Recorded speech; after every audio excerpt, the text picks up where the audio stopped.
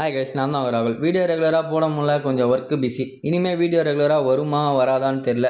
Time கிடைக்கும் போதெல்லாம் cycle கேப்பில் சொருகி விட்டுறாங்க, என்னை மன்னிச்சிடுங்க. ஈவினிங்காக நானும் எங்கள் அம்மாவும் காய்கறி வாங்கலாம் அப்படின்ட்டு சந்தைக்கு போனோம். நீ இந்த பக்கம் போய் வாங்குப்பா, நான் அந்த பக்கம் போய் வாங்குறேன் அப்படின்னாங்க.